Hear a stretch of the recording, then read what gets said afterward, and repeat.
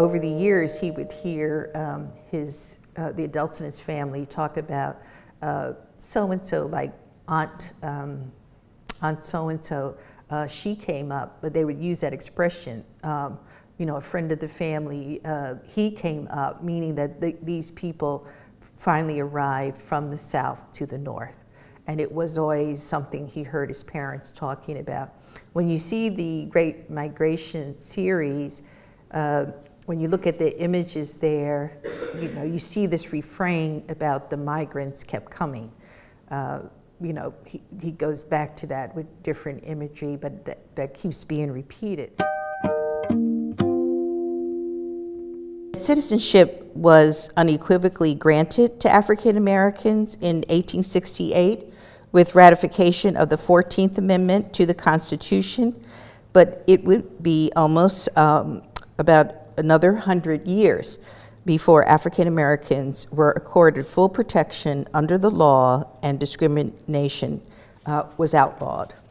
So even though African Americans had voting rights, sort of like on the books, depending on where they lived in the country, it would be very difficult for them to vote, and particularly in the South. There were all kind of hurdles placed before them to make it impossible for them to vote. Did any of you see the film Selma?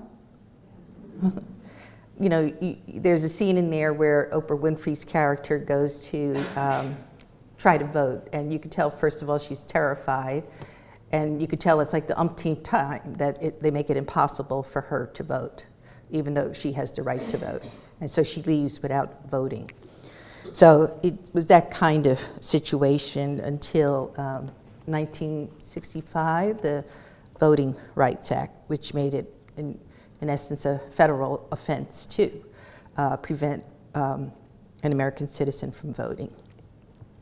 So let me tell you about Jacob Lawrence. First of all, this is a beautiful print. I love seeing it in the gallery, like up close, and the beautiful colors. Here, this is 1975 when he does this. He's already, he did it in 74, but it's for this bicentennial portfolio, which he was one of 12 artists asked to commission to do a print. These were somewhat well-known American artists, and this was to commemorate or celebrate the bicentennial. And so those 12 prints were put into an exhibition that toured around the country. And then after that, the company that commissioned them, this was Laurillard, actually gifted about 100 museums in the United States with a set of these 12 prints. Well, this is Jacob as a little boy over there on the right. This is his family. But Jacob Lawrence was a prolific modernist artist who dedicated his life and talent to creating art that demonstrated the humanity of African Americans. And he did this in order to overturn racial intolerance and to accomplish civil rights and social justice for them. For over 60 years, he painted figurative and narrative images of their communities and history in an expressive style that relied on flat areas of vibrant color and strong design. His art continues to inspire subsequent generations of artists and scholars and attract collectors, curators, and the public. I'll talk to you a little bit about his development as an artist and show you his early work to demonstrate to you how the print, the 1920s, the migrants arrive and cast their ballots, how it's connected to one of his masterpiece series. So Jacob Armstead Lawrence was born on September 7, 1917 in Atlantic City, New Jersey, where his parents first settled after moving from the South. His mother, Rose Lee, was originally from Virginia, and his father, Jacob Armstead Lawrence, was from South Carolina. Like many blacks living in the southern states at the time, Lawrence's parents sought a better life through improved employment opportunities and social opportunities in northern industrial cities. The family then moved to a coal mining town in eastern Pennsylvania, where his father worked as a cook on the railroad and was often away from home. Sometime after his brother and sister were born, his parents separated. Lawrence's mother moved with the children to Philadelphia, while she looked for work in New York and temporarily left the children in foster homes, although she visited them as often as possible. Around 1930, she settled with the children in Harlem, where some members of the extended family had already relocated after leaving the South. Keep in mind that, Lawrence's family is, to some extent, some of their experiences were shared by so many African Americans who left the South around the same time as they did, who were part of the Great Migration. Lawrence was 13 years old when he, his mother, brother, and sister began to live in New York. During this period, the Harlem Renaissance, which was the cultural outcome of the new Negro movement, was underway. The Harlem Renaissance was the name given to the cultural, social, and artistic explosion that took place in Harlem between the end of World War I and the middle of the 1930s. Harlem was a major center for creativity, drawing Black writers, artists, musicians, photographers, poets, and scholars. The Harlem Renaissance was spawned by the new Negro movement that was based on a progressive philosophy advanced between 1892 to 1938 by Black civil rights activists and intellectuals. It promoted racial pride and a refusal to submit quietly to the practices and laws of Jim Crow racial segregation. In particular, Elaine Leroy Locke, a Rhodes Scholar, professor of philosophy at Howard University in Washington, D.C., and renowned theoretician of the Harlem Renaissance, along with W.E.B. Du Bois, a sociologist, civil rights activist, and historian, urged African American poets, novelists, visual artists, and musicians to portray the diversity of their people's experiences and educate the masses about their history and culture. Locke and Du Bois urged visual artists to define the image of their people to counter the proliferation of racist stereotypes in fine and commercial art. Equally important was the adoption of a race-conscious philosophy aimed at cultivating a renaissance or rebirth of pride and those African Americans who would come to embody the quote-unquote new Negro by supporting assertive political activity, demanding the government outlaw lynching, and advocating creative expression in all the arts. They believed that achieving these goals would culminate in a revitalization of their culture for a modern world and build self-confidence in their people. Motivated by the increased migration of African Americans from the rural South to the urban North and Midwest in search of new opportunities after World War I, and to escape the heightened threat of lynching, this rebirth fermented in major areas of the northern United States, such as New York, Chicago, and Detroit. It emphasized a deliberate break with painful memories of a past as enslaved people in favor of constructing a modern, authentic identity that would strengthen them as they moved forward to build a future. Locke and Du Bois encouraged creative people to express their African heritage and African American folk culture, as well as develop a modern Black aesthetic. The concept of the new Negro was thus born and promoted, and it would have a tremendous influence on African American artists of subsequent generations. As a youngster, Lawrence's artistic talent was evident to many.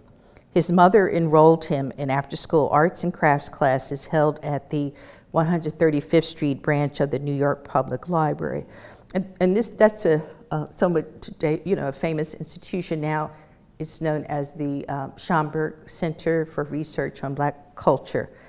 But at that time, it's still part of the New York Library, but eventually it was named after Arthur Schomburg, who collected archives and so much material that I think around the time, close to his death, he, the New York Public Library acquired all these, this research he had collected over the years.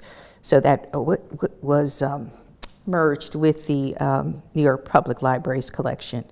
But it's worthwhile for anybody interested in studying African American culture, or Black culture on the whole, because there's good material there in African cultures. So this is Charles Austin. And I wanted to just mention that Charles Austin was a muralist and modernist painter who taught at the 135th Street branch of the New York Public Library. He taught Lawrence in these arts and crafts classes. When Austin moved to the Utopia Neighborhood Center, Lawrence also enrolled there. Charles Austin was, an older but still somewhat young man. He was the cousin of Romare Bearden, and very close to Romare Bearden and their circle of artists, friends who visited Austin's studio quite a lot up in Harlem. And but Austin really nurtured Jacob Lawrence's talent. Using a variety of techniques, including collage and paper mache, the young Lawrence made colorful masks and cityscapes on the insides of cardboard shoe boxes. He was introduced to African American history in his classes, and he visited the exhibition of African sculpture held at the Museum of Modern Art in 1935. Lawrence took classes at the Harlem Arts Center and the American Artist School from 1936 through 1938. In 1936, he also worked briefly for the Civilian Conservation Corps, one of the relief agencies set up by the Roosevelt administration to create employment for youth during the Great Depression. Among the older artists, Augusta Savage was probably the most influential in Lawrence's work. She was a dynamic sculptor. She believed her mission was to teach art to children and young people in Harlem, and she spearheaded the establishment of the Harlem Community Arts Center in 1937, financed by the Federal Arts Project of the National Works Progress Administration. She arranged to have Lawrence hired as a professional artist in 1938 in the easel section of the Federal Arts Project. Let me just see. Oh, that's Lawrence as somewhat of a teenager. Although he was still young as an artist, in his late teens and early 20s, Lawrence participated fully in the activities at art centers and at Austin's studio. This is kind of a famous address of the period because of all the artists gathering at Austin's studio. It was at 306 West 141st Street, and that's smack dab in the middle of Harlem. The intellectuals, writers, and artists who gave talks and readings at art centers were crucial to the development of Lawrence and other young Harlem artists, such as Gwendolyn Knight, who'd become Lawrence's wife in time, also Romare Bearden and Robert Blackburn, who had a famous printmaking workshop in New York, but they were all, young people, just like Jacob Lawrence was at the time. Lawrence was particularly influenced by the writings and ideas of the poet and journalist Claude McKay and Elaine Locke, the dancer and choreographer Katherine Dunham, poets Countee Cullen and Langston Hughes. Also, he always remembered very fondly as having a strong influence on his thinking about his culture and his love for his culture. From the start of his career, Lawrence's talent had been regarded as exceptional. His formative years as an artist took place in 1930s Harlem, New York, where Black artists, writers, and intellectuals had been actively working to construct a new identity for the African American. Their dialogue focused on overturning stereotypes and creating a new self-image that reflected the cultural and intellectual achievements of the new Negro movement. Nurtured and supported in this environment, Jacob Lawrence developed an approach to making art that reflected a desire to empower African Americans and to present their experiences through unique and modern imagery. So here's two images of his earliest known works, and these are done in tempera on paper. And one is on composition board. Often his work was smallish at this time, but there's this focus on sort of everyday urban life, with seeing the neighborhood here dusk to dusk, like a funeral.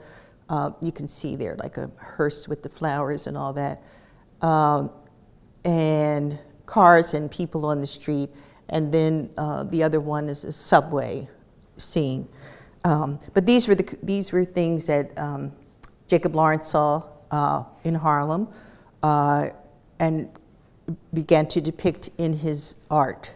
I think one would call these a kind of frank account of sort of a black working class urban life, and they do tell us something about his formative period. Here you see some basic characteristics of his painting style that was influenced by his lessons with Charles Austin, who taught him a great deal about modernism. And so here you see these sort of opaque flat areas of color and a reduction in details to emphasize the essential pictorial elements that will convey the subject in the most direct manner. Lawrence, for a few years around this time and even afterwards, often when critics reviewed his work, they would talk about him like he was, they'd come right out and say things like he was a primitive or like a naive artist. In time, that began to change as he learned more about modernism, and you could see the impact of those lessons and how his sense of design developed much more strongly, and also his use of color became, more vibrant. But those were all signs of modernism. Also, this sense of expressivism in his forms. Here, his palette is kind of like somber, but you certainly can see color there. But this is still quite early. He's probably about 21 years old and 38.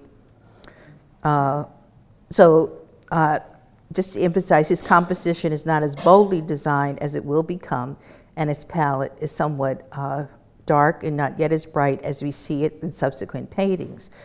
For decades, he preferred this medium for much of his work, which was tempera and gouache, which are water-based paints.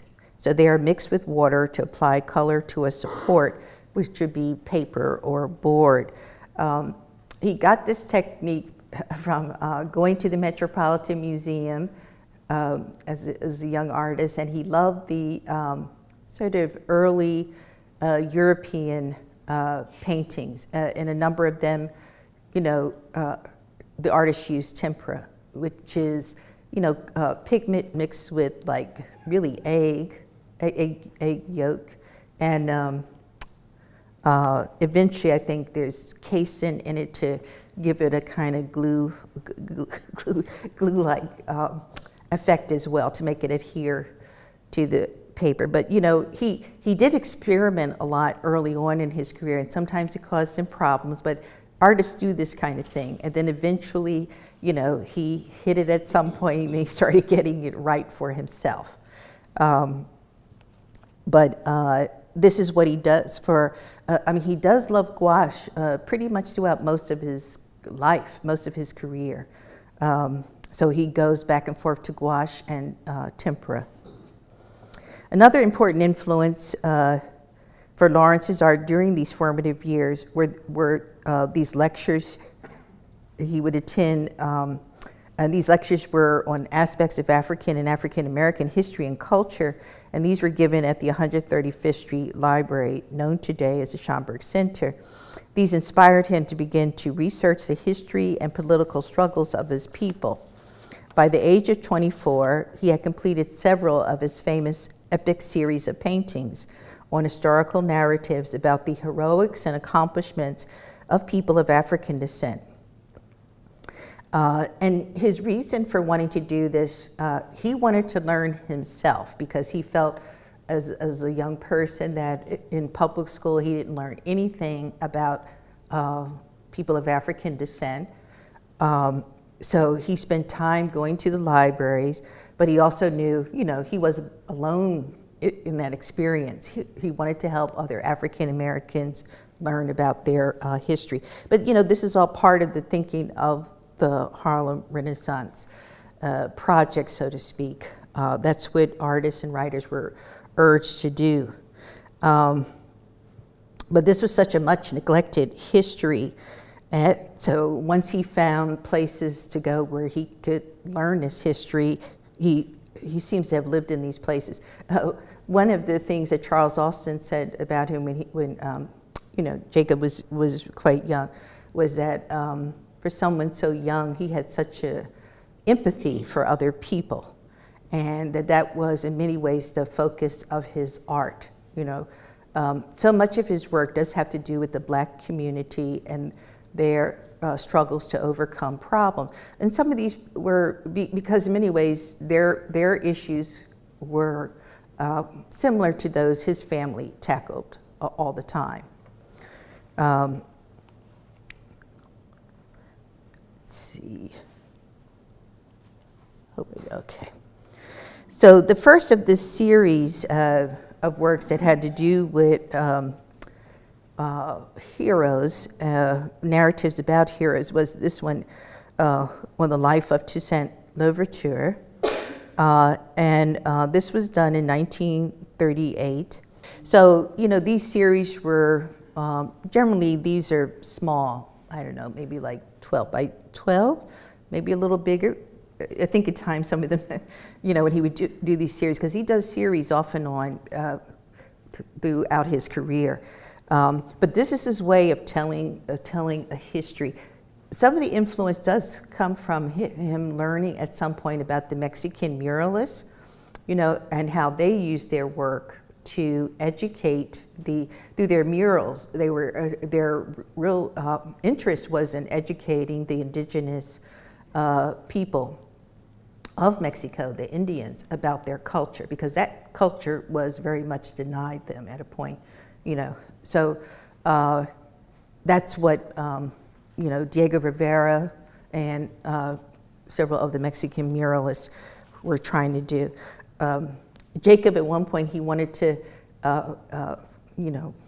take part in the WPA's, I think, mural section, and but they felt he was too young and inexperienced. So some scholars have pointed out that doing these almost like telling almost like storyboards sort of for a film.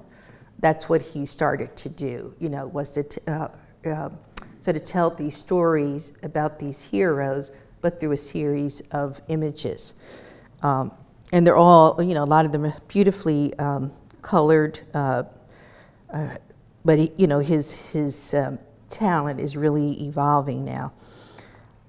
So this first series on Toussaint Louverture was focused on the establishment of the first Black Western Republic through the courageous efforts of military leader Toussaint Louverture in Haiti, who struggled to emancipate his country from the tyranny of the Spanish and French in the late 18th and early 19th centuries. Lawrence created 41 small paintings, they were about 11 by 19 inches for the series. He wrote captions for each painting, which is what you see here, to explain the significance of the event depicted. His approach to this series set the standard for Lawrence's lifelong dedication to the visual description of Black life and history within a narrative context. For most of his series, he writes these captions, again, to try to teach people. But you can see, again, to me, when you look at these, like how his sense of color. He has a really strong sense of color. And I'm sure, he was often going to the Metropolitan Museum. I mean, that's one of the wonderful things about being in New York for an artist is you just have so much at hand, and so he was always in the Metropolitan Museum looking at art. So he develops this really strong color sense. And then I think even the design, like when he's trying to capture dramatic moments too, I'm sure that's a real test for him as a young artist trying to do that. But he eventually does all that really quite well. But you see this in a number of his series, these dramatic moments and then these sort of quiet moments, and he balances them all out through all this great number of images for each series. Now, on your left, there's The Life of Frederick Douglass. That's another famous series of his, and it's done in Cason, Tempera, and Hardboard. This is an image of supposedly Frederick Douglass, who was trying to escape, him and some other men who were trying to escape slavery, and they're caught. But of course, Douglass tried that a few times and at some point was successful. But that series, just like the one with Harriet Tubman, I mean, there are scenes in there showing them as individuals being brutalized, being beaten by the overseer and all. So there's heightened dramatic moments, and then somewhere they're sort of dreaming about their escape and their freedom, really. But eventually they do manage to achieve all that. So now this is the series on the migration of the Negro. And this is regarded by many as his masterpiece, even though, again, when he does this, he's only 24 years old, and he will, spend, I mean, when he dies, he's about 80-some years old, but he will do a number of other series. But this is considered sort of a turning point in his work, again, because of the stronger sense of design in the images for this series. And also this story of the migration of the Negro is very close to his heart. It's something he heard about all the time. And this one is, during the World War, there was a great migration north by Southern Negroes. And these are people at a train station. And you get this sense, this dynamic push sort of on an angle, them all trying to get through the station to get to the trains. But anybody here who's an artist knows none of this is easy. And especially, to balance it out with, a certain kind of rhythm when you see all these images together, or again, when you see them in an exhibition or in a book, it really hits you how well he balances the figures, the placement of figures, his use of color with all these images all together. And I think with this one too, what he would do, he'd work on a few of them, but he would like apply color to pretty much a number of them, like one color, and then after he did that, then he'd go back and apply another color. But I think they think he did this in order to keep up the consistency of the richness of certain colors by applying that, like a red on all of them at one time and then going back to put on yellow and all that. But different artists have their way of working, and particularly the kind of purpose he had in trying to accomplish this. So these are some of the reasons why African Americans wanted to leave the South. You see it with this one, and these are images from the grading, from the Great Migration series. Yeah, it's often been pointed out that during this series he developed such a strong talent for storytelling, and he does do a sense, you know, much of his work is about storytelling throughout the rest of his career. The series is comprised of 60 paintings that portray the 20th century exodus of African Americans from the agrarian South to the industrial North. Lawrence's version of this historical event begins on the eve of World War II. Industries in the North experienced a shortage of labor, and to solve the problem began recruiting African Americans from the South, where racial injustice was making life intolerable. In the end, 6 million African Americans moved from the South to the North in search of higher wages and a better way of life. And this goes on from probably about like 1917, 1916 till some people would date it up to about the 1970. The image that begins the series shows a crowd of people packed into a train station located in the South. So these people are probably going to places like Chicago, New York, St. Louis, and Detroit. And again, you see the captions he uses. This one, another of the social causes of the migrants leaving was that at times they did not feel safe, or it was not the best thing to be found on the street late at night. They were arrested on the slightest provocation. And you know, this kind of thing was typical of Black life in the South. But that's just such a great composition, the way those figures are, you know. And they become kind of more graphic, more, in some instances, even more geometric. And this is another great ravager of the crops was the boll weevil. Yeah, the boll weevil, there was this great infestation of the boll weevil during the, close to the 20s. So the boll weevil was destroying the cotton crops. So that meant too, there was no work for people who worked the cotton fields. So that was devastating communities of Black people, because that had been, you know, the way a number of them made their living.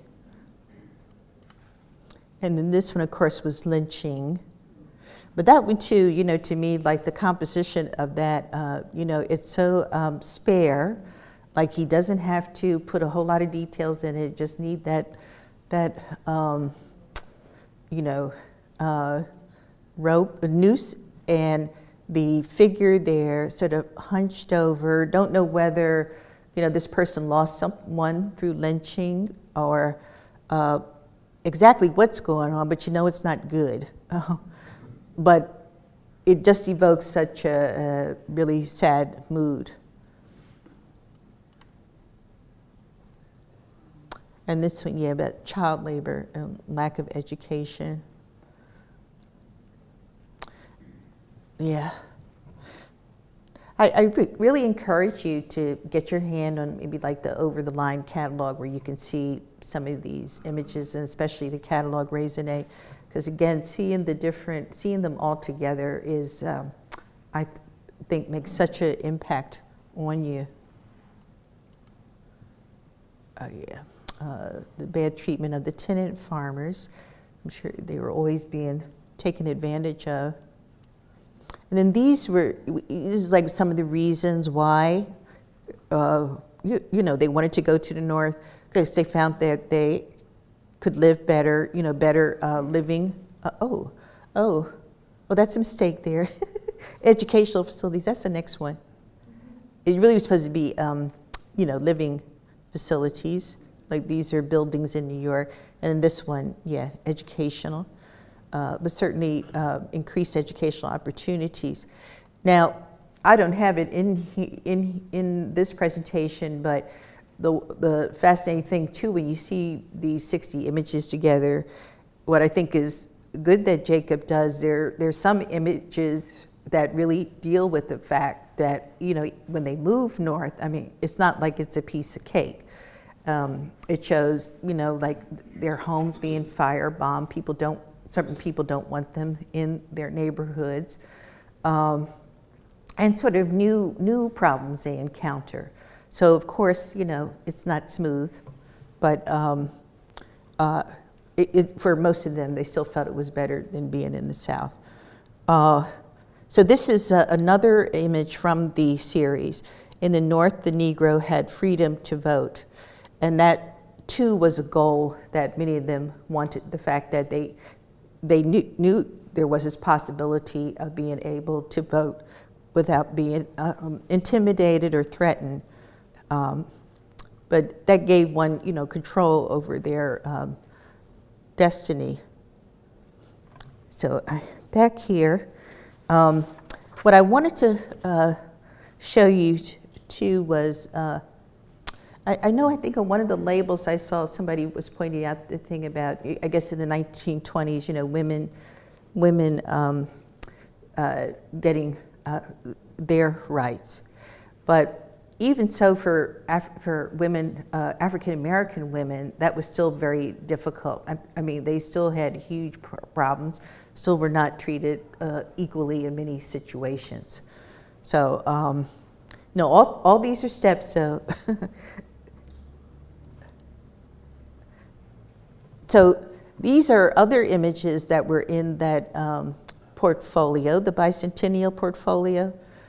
This is Will Barnett, a well-known artist who, a lot of his the figures in his work are often very solitary, and but he did these beautiful paintings as well as prints with figures seeming to be by themselves, even when they were with other people, but a kind of dreamlike quality to them. And then the other one over there is Native American artist Fritz Scholder, who does this kind of tongue-in-cheek. He often showed Native Americans with the flag, and that in many respects was reviewed as very controversial for him to do that, but Fritz didn't care. He did it anyway. It was his way of making certain statements about Native Americans, in their history and their place in America. This is Audrey Flack, another well-known artist, and her work in the portfolio, as well as Red Grooms. Audrey Flack is well known for being one of the artists who specialized in this sort of hyper-realism. And Red Grooms is a multimedia artist who I would say focuses on the frenetic aspects of urban life, but does it, I think, very much with a sense of humor.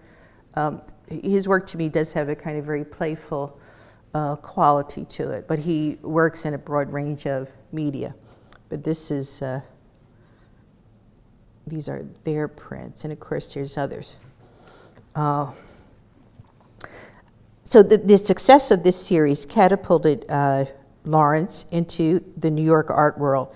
Many of the paintings in the Migration series were published in the November 1941 issue of Fortune magazine, then exhibited at Edith Halpert's downtown gallery in New York City. Lawrence had intended the series to remain intact, but agreed to divide it between two museums, the even numbers going to the Museum of Modern Art in New York City and the odd numbers to the Phillips Collection in Washington, D.C. Sorry.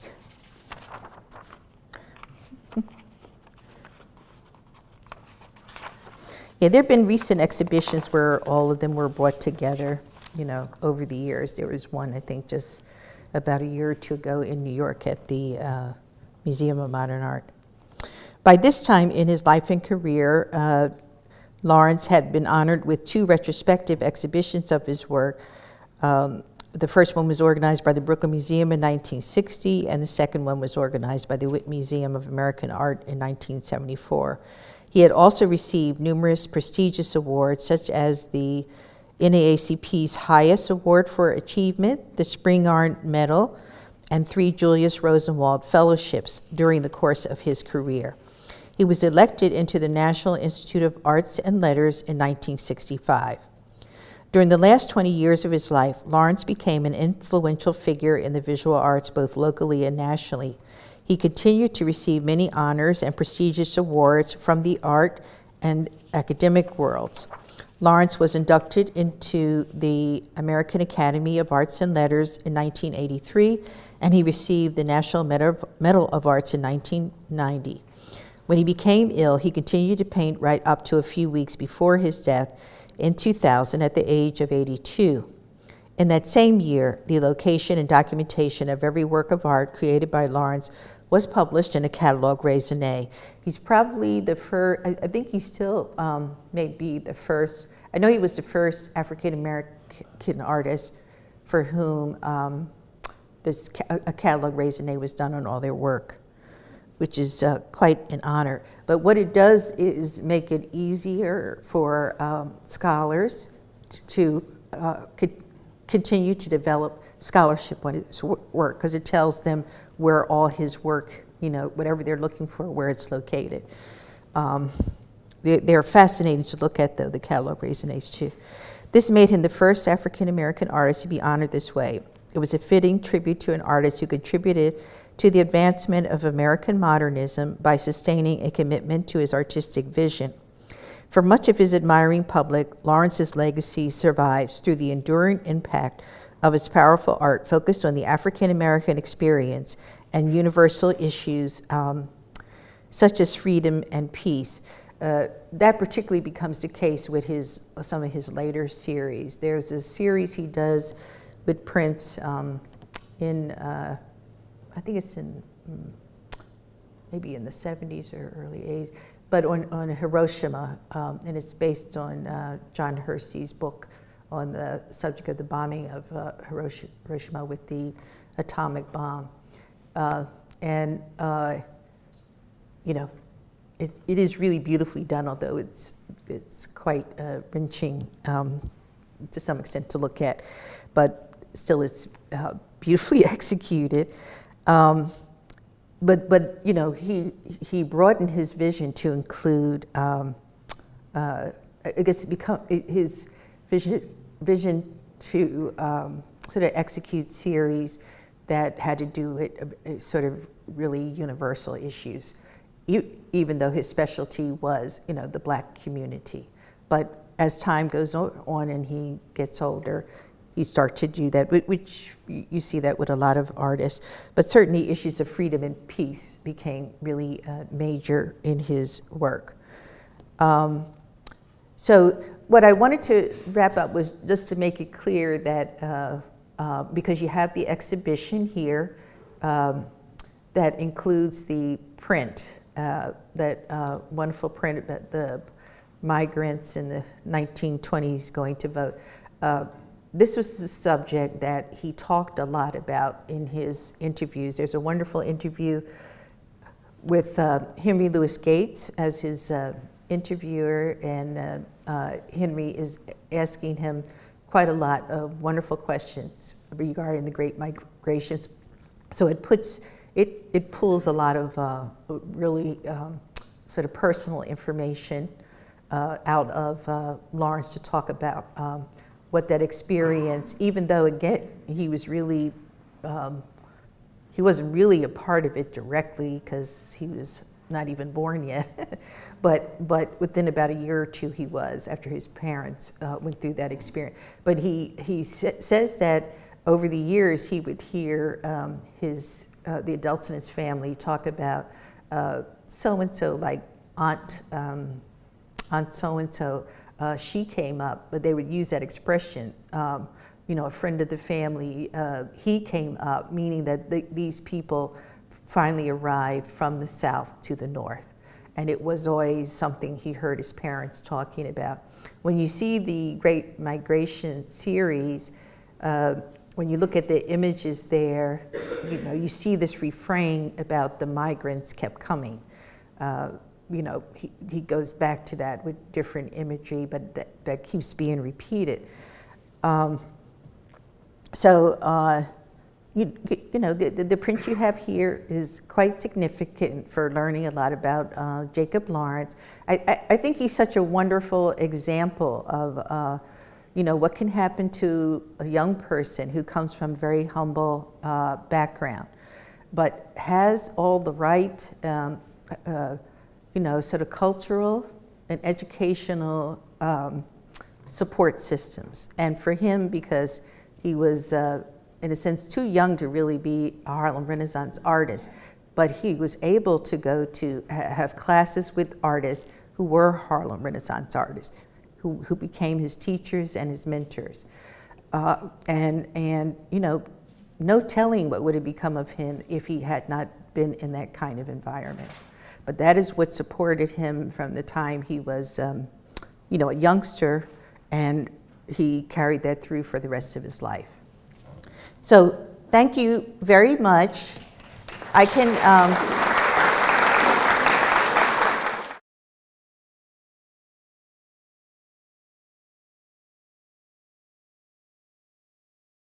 he starts to do prints like, you know, the one that's in your exhibition. He doesn't start to do prints till about in the 60s. He continues throughout the course of his career to go back and forth to gouache and tempera, because that seems to be what he loves, to what the medium he really favors. But he does as well enjoy doing prints. But at some point, like with the John Brown, he actually has he uses the gouaches to, which were the originals that were done in '41. He creates these screen prints later, and I know this story because of it being always repeated at the Detroit Institute of Arts. The gouaches were shown a lot, and you know, they're much more fragile to the effect of light. So at some point, the curator would have to tell people that they couldn't have them for loans because they were just too fragile, and the museum wouldn't even hardly show them, you know, just being worried about wanting to conserve them. So they told Jacob this at some point. So he worked with the museum for him to work with a printmaker and, in a sense, duplicate them through the silk screen process. That way he produced like a few sets of them that we could, in a sense, rotate, you know, but they would be in this beautiful screen print, which is what we use at the museum. I have in the galleries. I rarely ever use the gouaches, but I do use the screen prints and rotate the different sets so that, you know, that one is always in view. That's a favorite one of the docents, and they always tell me under threat, you can never take those down, Val. We really need them to teach, you know, but they're beautifully done, and they're very popular at the museum. But we have quite a number of works by him. Also his tools, you know, his builder series. We see a lot of men working together. You know, it's really a metaphor for other things that are important to Jacob.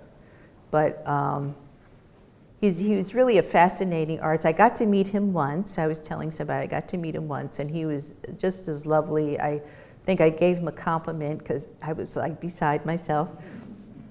And he turned around and he turned the compliment around to me in some kind of incredible way.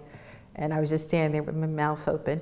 And I remember thinking, oh, so that's what people mean, that he's so sweet and he's, you know, really he's so humble. And I was like, but I was in heaven meeting him, you know. He was just so nice. But I heard over the years so many wonderful stories about him.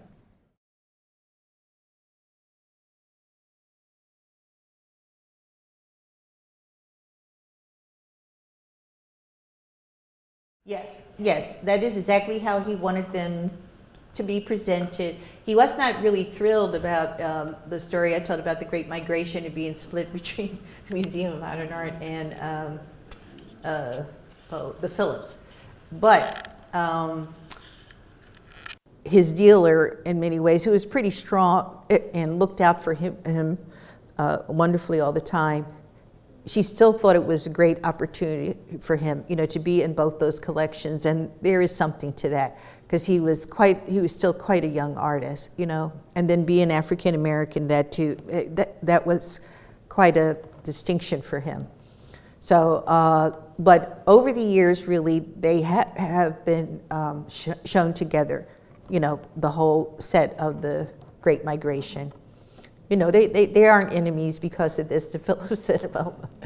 So I know when the Phillips collection did Over the Line, I'm pretty sure they were all together in that show, because I remember being really impressed by the Great Migration, actually seeing it.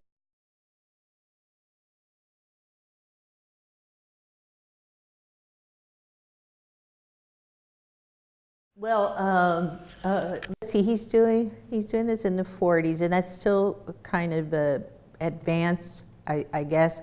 But often, I think, first of all, African Americans, of course, we're called Negroes until probably around sometime in the 60s, and then they changed it to African American. No, I know, I'm going to answer that, but Black, often a lot of us use to talk about a kind of Pan-Africanism. Basically you're talking about the diaspora and any members of that. And of course, Haiti is part of the African diaspora.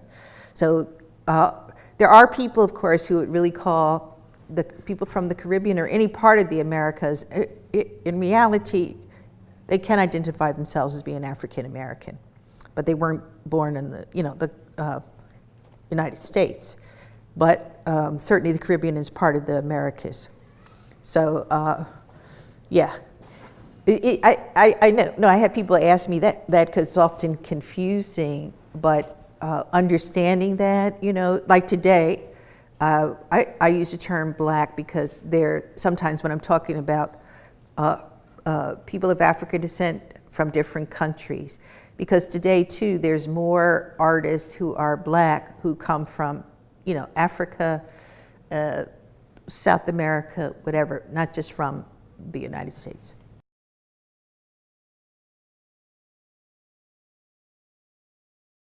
Yeah, he taught occasionally, but often in sort of, maybe I think when he was invited to teach, which sets up a kind of special dynamic.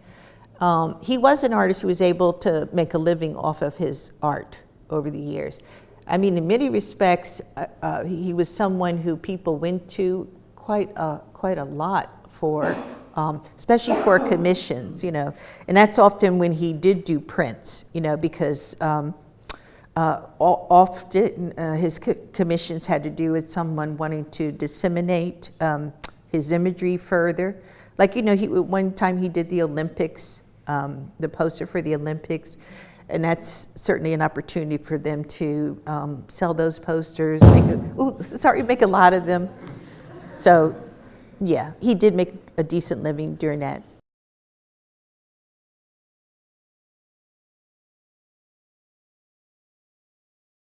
Yeah, there's a number of good books. I would say the scholar, I think, who's done a really good job on him is Patricia Hills.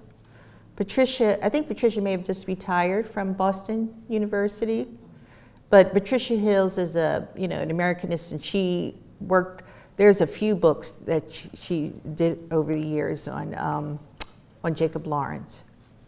So you shouldn't have difficulty finding it, okay? Valerie, thank you so much. You're welcome. And thank all of you.